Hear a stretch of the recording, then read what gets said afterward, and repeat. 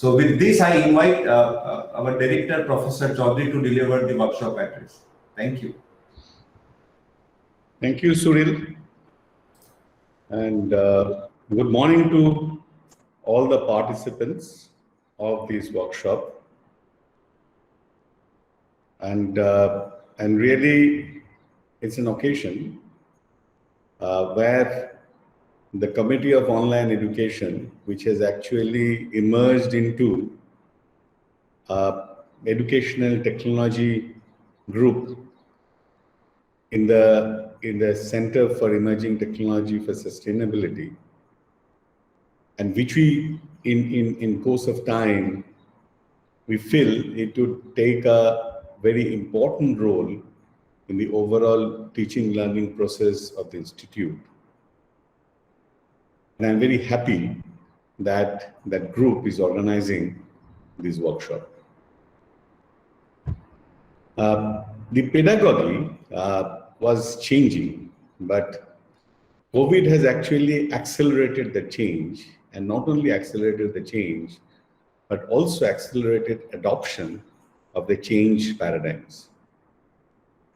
And this is something very, very important for all of us to understand and realize that how we should develop ourselves as a teacher with respect to new age demands.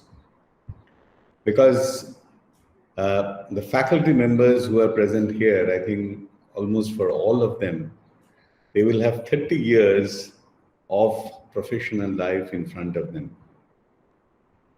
And in 30 years, the whole educational technology will undergo massive change. And if you see, there is all through and everywhere, there are exponential changes in technology, and that those changes will impact education in a major way. Because if you see, education is a big market in terms of finance, funding, consumption is a huge market today. And this online education has expanded the size of the market. And it is, and you as a technologist, you all know that whenever there is a market demand, the change of technology and innovations in the space of technology is very fast. And education technology today is going through that phase. With improvement in terms of your display technologies, improvement in terms of your network technology and reliable network connectivity, with graphics and visualization in place, with software technology and software architectures going through a major transformation in the last few years, with cloud coming in and playing a big role, with AI coming in and augmented reality and virtual reality in place, educational technology is a new field of innovation. And this is where we are preparing ourselves through such workshops. And in fact, there are two aspects to this. One is adoption of technology and use of the technology in regular pedagogy in the institute. The other thing is development of technology which would meet the requirements, the gaps which are there in the whole process, and so that IIT Jodhpur can distinguish itself in terms of technology adoption and technology innovation in the space of educational technology, so that it can really feel proud about its novel pedagogical methodologies that it is using in undergraduate and postgraduate education. And this will distinguish also IIT Jodhpur from others as well, if we can move fast in this technology space in terms of adoption, in terms of research, as well as development. Today, it is very true that pandemic has taught us that brick and mortar boundary of education is no longer valid. In a sense that today's universities or today IITs will have its expanse beyond the campus.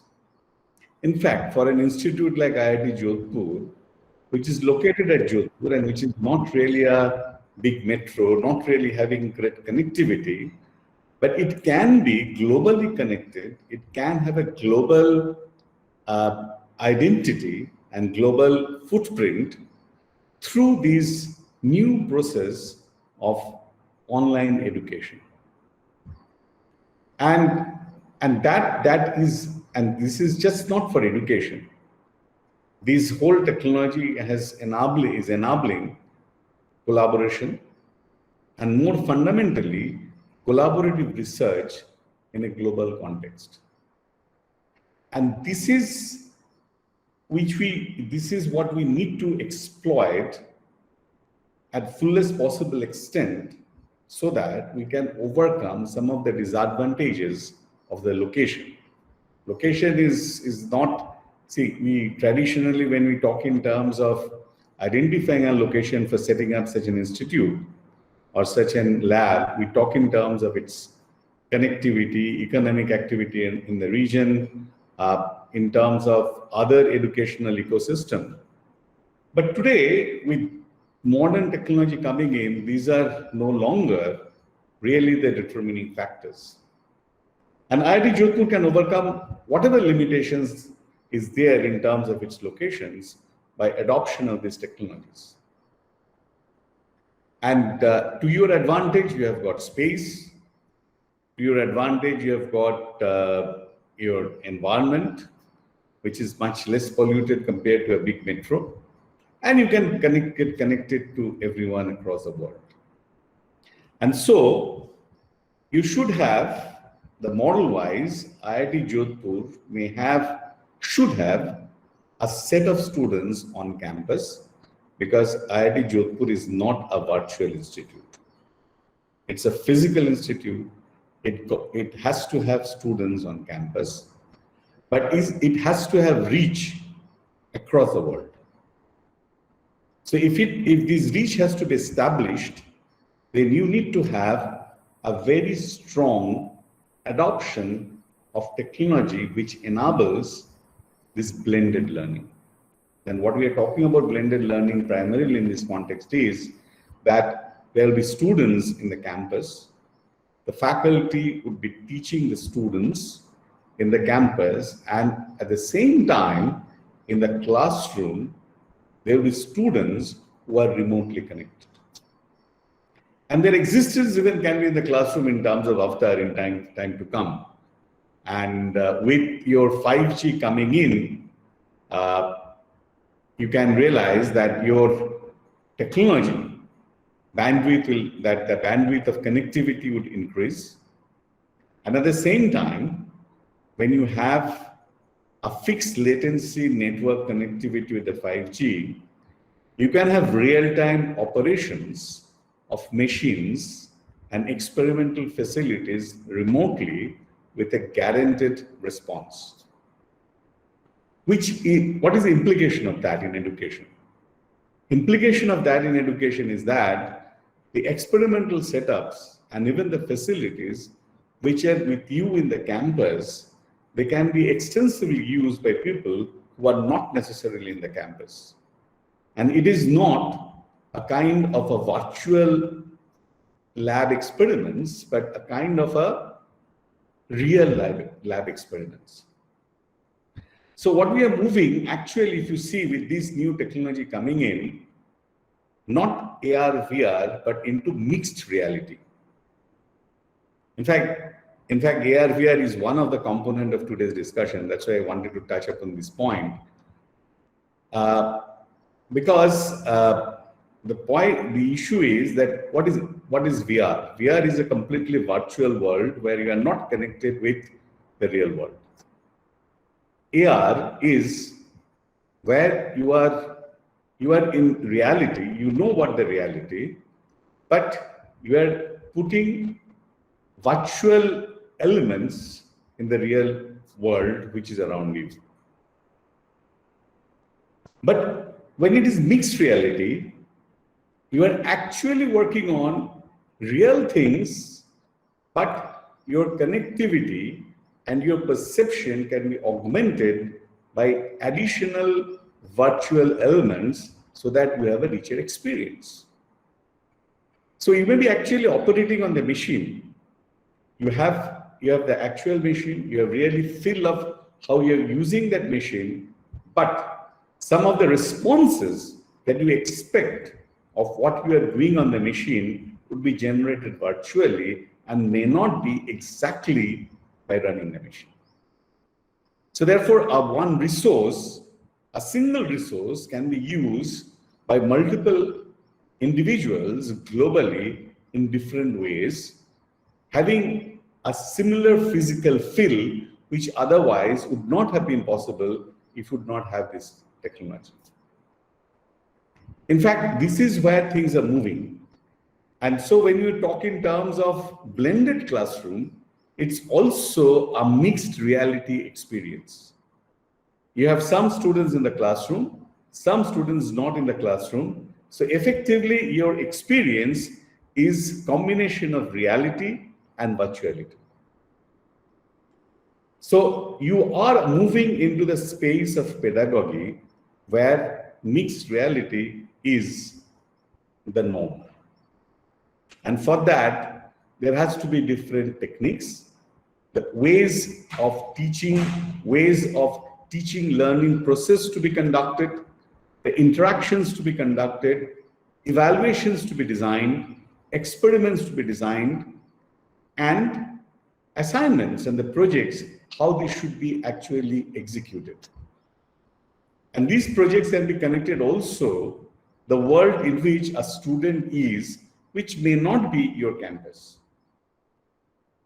So the richness of the education that blended learning offers is much more than MOOC, which is offline asynchronous learning, as well as even purely online synchronous learning.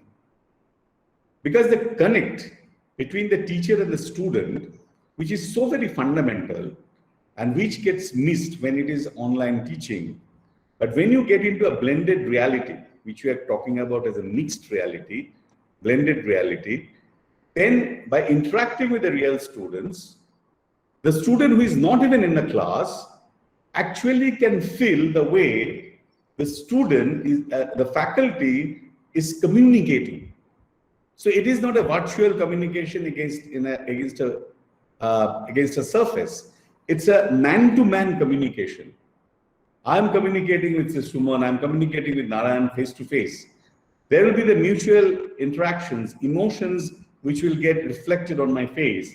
And that same emotion, actually a student not in the class can go through and understand, which is exactly what happens when you are in the class and sitting at the back and some student is asking a question, faculty is explaining, and faculty is getting excited about when he's presenting a new theory, new technique, and get the reaction of the students.